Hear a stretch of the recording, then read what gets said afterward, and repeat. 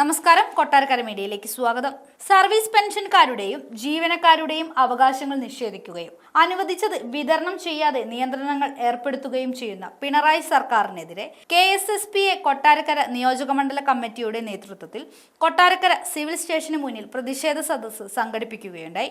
പ്രതിഷേധ സദസ്സ് സംസ്ഥാന കൗൺസിൽ അംഗം M. അബ്ദുൾ ഖാദർ ഉദ്ഘാടനം നിർവഹിക്കുകയും KSSPA കൊട്ടാരക്കര നിയോജകമണ്ഡല കമ്മിറ്റി സെക്രട്ടറി CR രാധാകൃഷ്ണപിള്ള സ്വാഗതസ്ഥാനം വഹിക്കുകയും ചെയ്തു.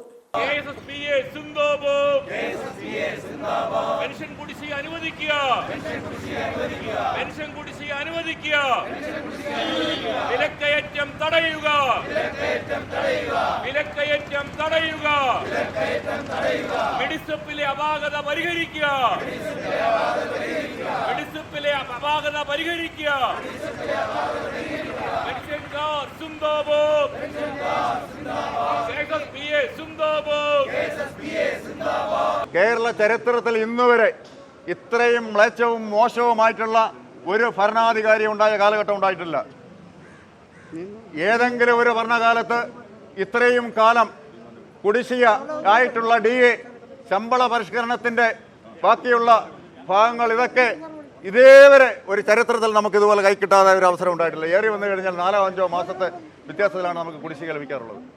ഇത്രയും വളരെ മോശമായി എല്ലാ മേഖലയിലും വിലക്കയറ്റം, വെള്ള ചാർജ്, വൈദ്യുതി ചാർജ്, ബസ് ചാർജ്, ഇതിനകത്ത് സപ്ലൈക്കോ സാധനമില്ല അടക്കം ഒരൊട്ടനവധി PSCയിലെ ഉദ്യോഗാർത്ഥികളെ വലയ്ക്കൽ, അങ്ങനെ തുടങ്ങിയ ഒട്ടനവധി മേഖലയിലൂടെ കടന്നു പോകുന്ന ഇത്രയും വളരെ മോശമായിട്ടുള്ള സർക്കാർ, കേന്ദ്ര സർക്കാരാണെങ്കിൽ അത്തരത്തിൽ പെട്രോളിനും ഡീസലിനും മറ്റ് ഒട്ടനവധി മേഖലകളിലും ചെറുപ്പക്കാർക്ക് ജോലി കൊടുക്കേണ്ടുന്ന സൈന്യത്തിൽ പോലും അഗ്നിവീർ എന്ന പേരിലൂടെ 4 വർഷം പെൻഷൻ പോലും കൊടുക്കാതെ പിരിച്ചുവിടുന്ന വളരെ മ്ലേച്ഛമായ ഭരണം കേന്ദ്രത്തിൽ നടക്കുമ്പോൾ അതിനെ അനുകൂലിച്ചുകൊണ്ട് അതിനെയും താങ്ങിക്കൊണ്ട് കേരളത്തിലെ മുഖ്യമന്ത്രി അഴിമതി കാട്ടിക്കൊണ്ട് മുന്നേറുമ്പോൾ എല്ലാ ദൂരത്തിനും അദ്ദേഹത്തിന്റെ കയ്യിൽ പൈസയുണ്ട്. നേരത്തെ ഇവിടെ സ്വാഗത പ്രാസംഗികൻ സൂചിപ്പിച്ചതുപോലെ കഴിഞ്ഞ 3 വർഷമായിട്ട്, അതായത് 2ാം പിണറായി സർക്കാരിൻ്റെ കാലം മുതൽ തന്നെ കേരളത്തിലെ സർക്കാർ ജീവനക്കാർക്കും പെൻഷൻകാർക്കും DA 9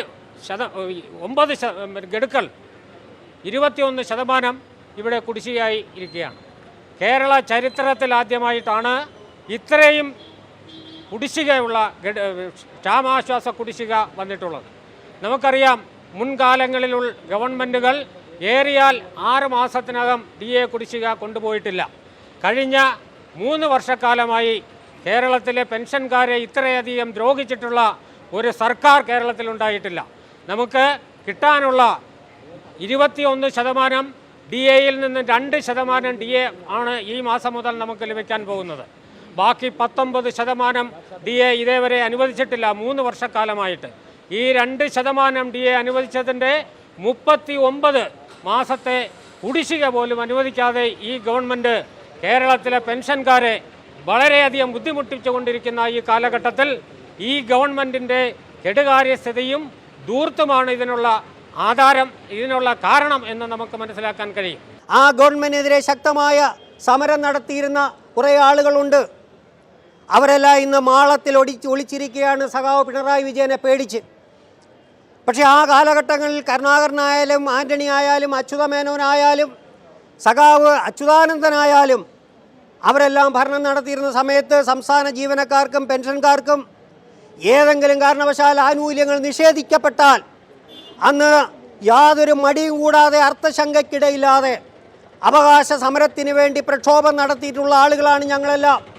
NGO അസോസിയേഷൻ്റെ ലേബലിലും PSD ലേബലിലും KGOയുടെ ലേബലിലും അങ്ങനെ സെറ്റോ സംഘടനയുടെ പേരിൽ ഞങ്ങളെല്ലാം വ്യാപകമായ പ്രക്ഷോഭം നടത്തി അന്നിരുന്ന ഗവൺമെൻറ്റുകളെ കൊണ്ട് ആ ആനുകൂല്യങ്ങളെല്ലാം ഞങ്ങൾ അനുവദിപ്പിച്ചിട്ടുണ്ട്. പക്ഷേ ഇന്നിതാ കണ്ടോ, നമുക്ക് കഴിഞ്ഞ ഏപ്രിൽ മാസം 2021 ജനുവരി മാസം തൊട്ട് അനുവദിക്കേണ്ടിയിരുന്ന ക്ഷാമാശ്വാസ കുടിശ്ശിക ഇതാ ഇന്നും അത് മരവിപ്പിച്ച് വെച്ചിരിക്കുകയാണ്. ഇപ്പോൾ 2% 1 ഗഡു അനുവദിച്ചതെന്നാണ് ഗവൺമെൻറ് പറയുന്നത്.